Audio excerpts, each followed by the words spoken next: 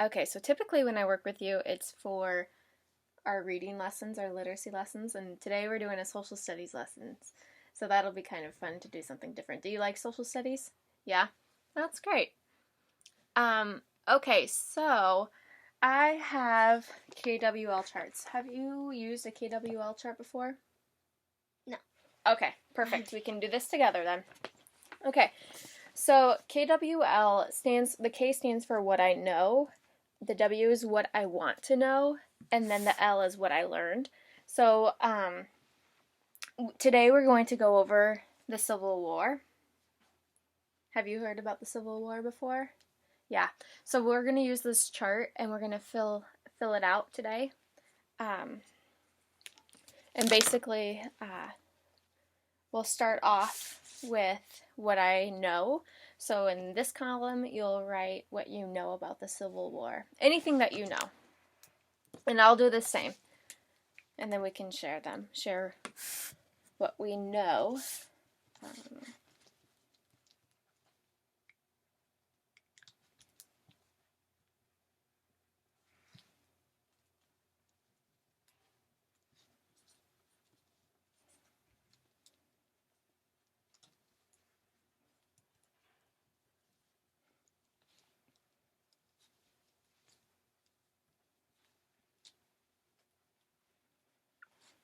It'll probably give us about 30 more seconds to jot down what we know.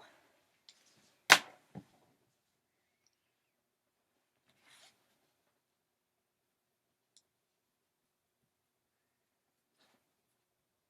you done? Mm-hmm. All right.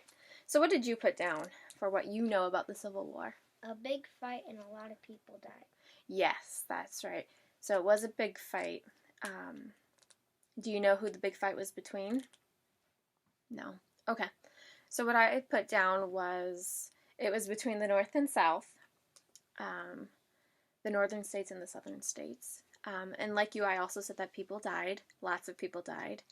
I don't know if you know this or not, but it involved slavery, but it wasn't just about slavery. Are you familiar with, or not familiar with, but have you learned about the slavery at all in school? Yeah. So that was one thing that I put down. And then I also wrote down Abraham Lincoln. He was the president at that time. Yes, he was. That's right. So that's what I put down for what I know. Now I want us to take a minute to write down what we want to know. What is something that we want to know out of this for today?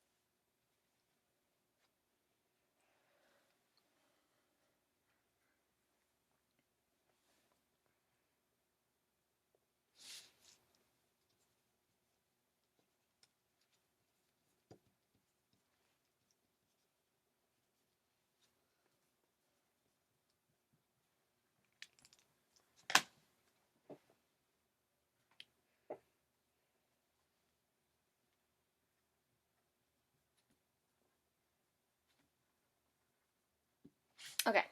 Are you done? Mm. All right. So what were some things that you put down for what you want to know? How many people died? What would you have done if you were in this time? What did they have to eat? Oh, interesting. Those are some interesting things to think about. Um, I like your middle question. What would you have done during this time? That's actually a really good question because for this course we have to make a unit plan. So that gives me a really good question to think about to challenge like my tag students or something like that. So I'm glad you asked that question. So I put down what I wanted to know was what else was a factor in the Civil War. So I know that it involves slavery, but I want to know if there was any other factors or if it was just slavery. And I also want to know, how did the Civil War end? I know that I know it, but I can't remember for sure, so it would be nice to refresh on that. Okay, so I do have this video, and do you want to be in the video? No, okay. Can you see my screen just fine? Okay, so I have this video that I'm going to pull up, and we'll watch it. On the back side, if we want to, we can take any notes that we have. I was just thinking, I don't have any pens, otherwise I'd say we can take them out, so that way this side. Here should be. Are there? Okay, so maybe we'll take our sheets out then.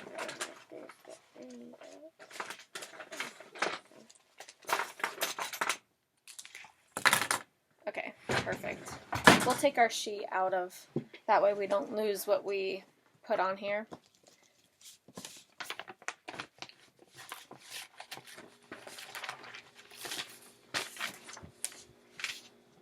And then on the back side, we'll just jot down notes if you find anything interesting that you want to write down. Okay, let me pull it up. Oh, I already had it up.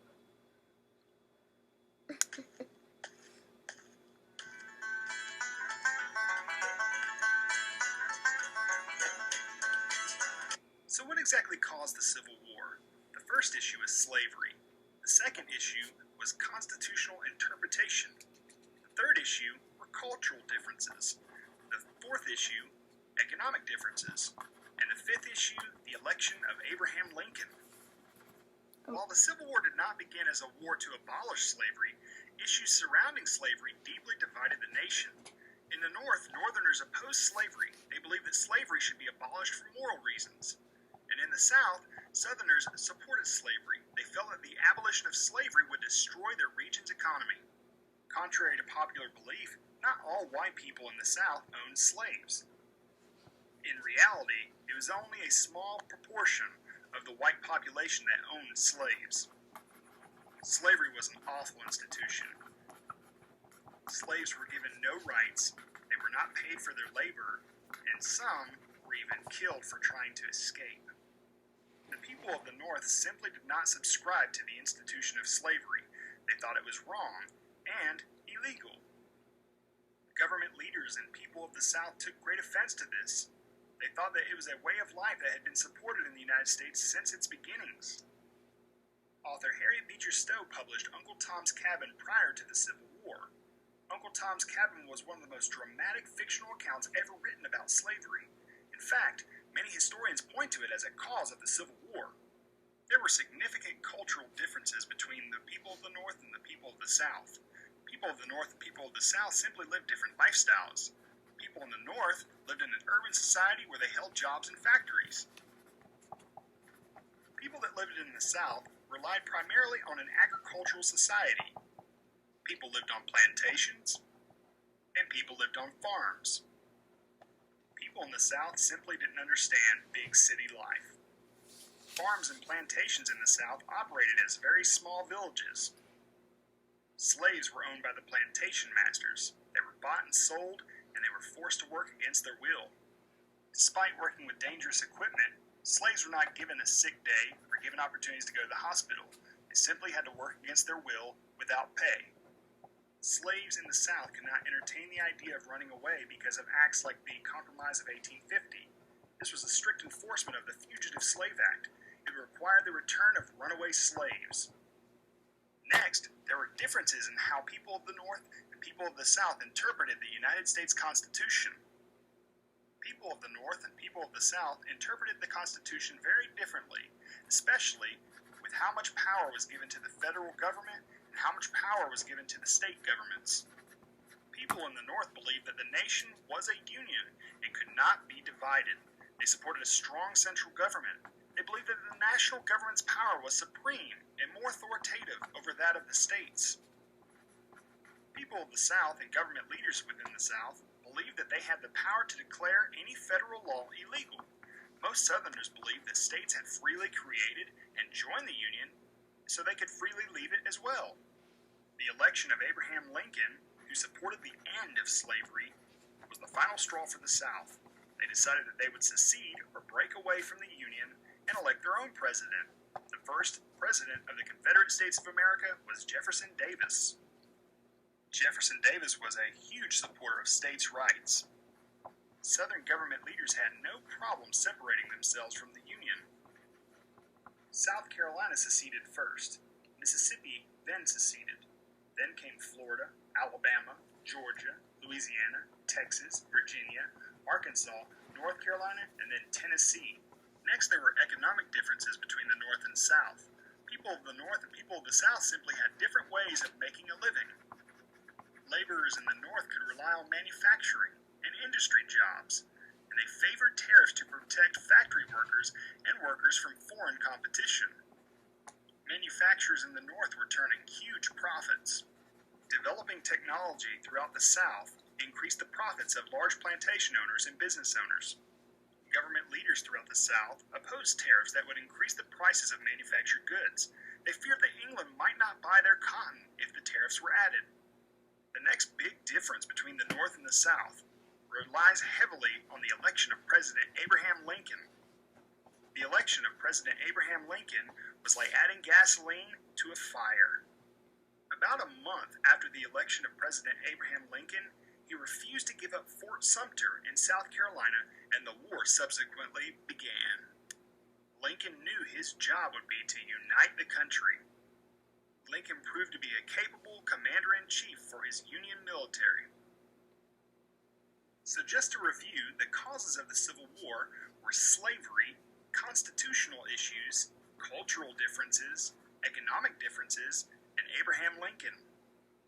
Well, that's our show. Thank you so much for tuning in. We would love to connect with you. Check out our Teachers Pay Teachers store. Was there any part in that video that you want me to go back to? Okay. Alrighty. Okay, so, after watching the video, what did you pick up on as far as what caused the Civil War? It was between the North and the South. Small portion of white. They lived in different parts. Slaves had to work against their will. Abraham Lincoln was the North's president. Yes. Yeah, those are some good points that you made. Is that what you learned from the video? Yeah. That's good, because that was some of the stuff that I wrote down too that I learned. Do you remember what the video talked about like 5 different things that led up to the Civil War. Do you remember what those were? Abraham Lincoln, the Constitutional, slavery.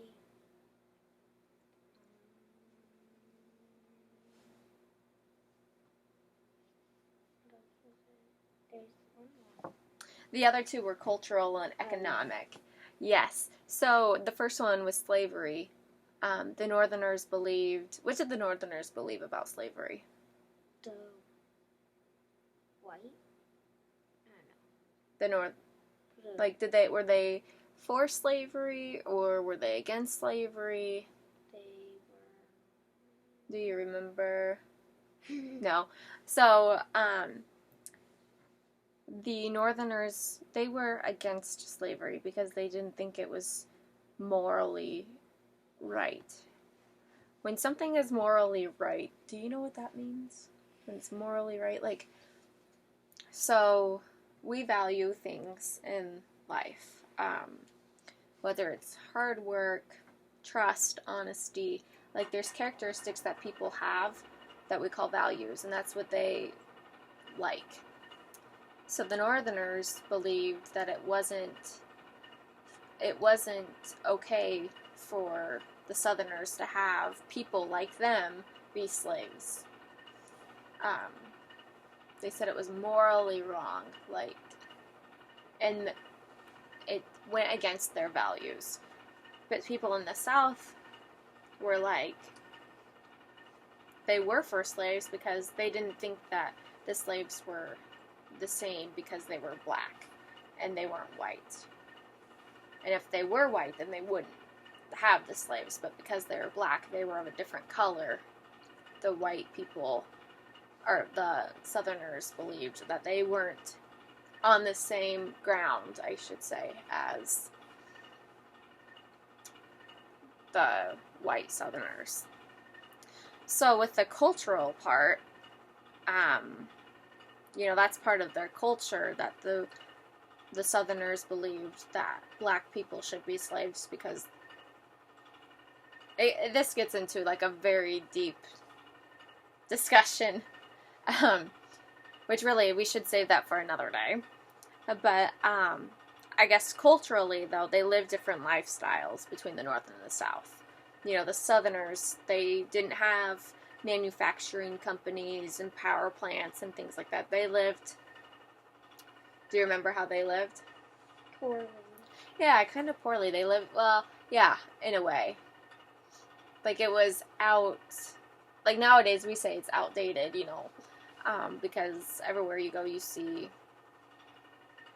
manufacturing plants. You see a lot of farms too, but they just farmed way differently. They lived on plantations. They didn't live in big cities. They lived out on the farm. So what do you remember about the constitutional section?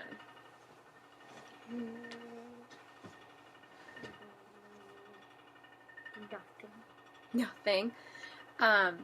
One thing that they had talked about was differences in the government. The Northerners believed that we should have a strong government, and the Southerners didn't want a strong government. They wanted their states to rule. Nowadays, we do have a strong government, but we still let states be in charge of our people. So, I guess I should say with this whole COVID thing, states are taking this differently. So they have the power to do that. If we had... And I guess it's a good thing, too, that we let states be in charge, because we live different lifestyles than people that are in New York, in the state of New York, for example. So by letting states be in charge, they can represent their people in their area more effectively. Economically, that was kind of the same thing as culturally. They lived different lifestyles. In the North, they had manufacturing plants. In the South, they had horses and fields and crops. Okay, and then what was the last section? You said it was Abraham Lincoln. What do you remember about that part? He thought he had to do his job when the war began.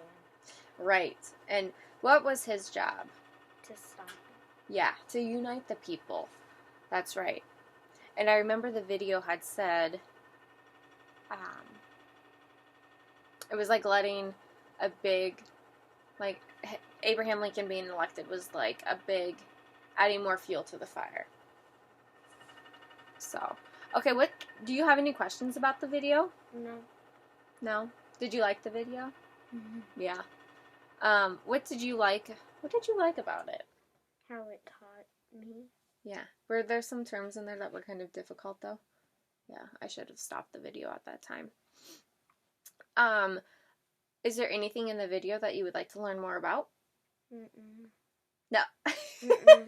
Okay, way to be honest. No. Okay, so we have our notes, and we still have to finish the section of what we learned. So let's do that. We'll just put the papers back into our sleeves. And then I want you to write down 3 things that you learned, either from the video or today's lesson.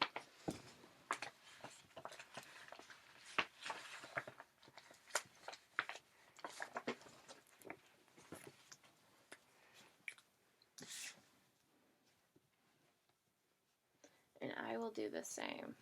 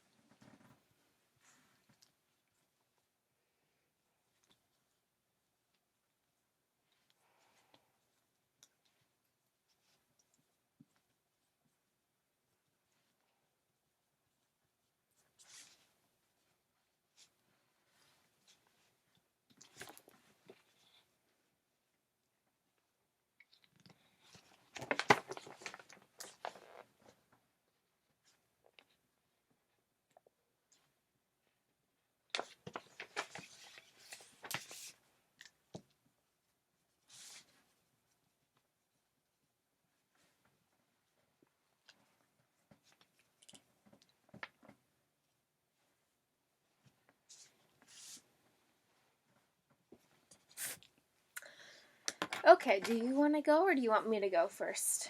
I'll go. Okay. Abraham Lincoln was the president.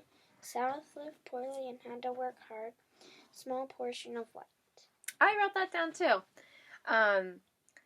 I wrote down that there were other factors that caused the Civil War, not just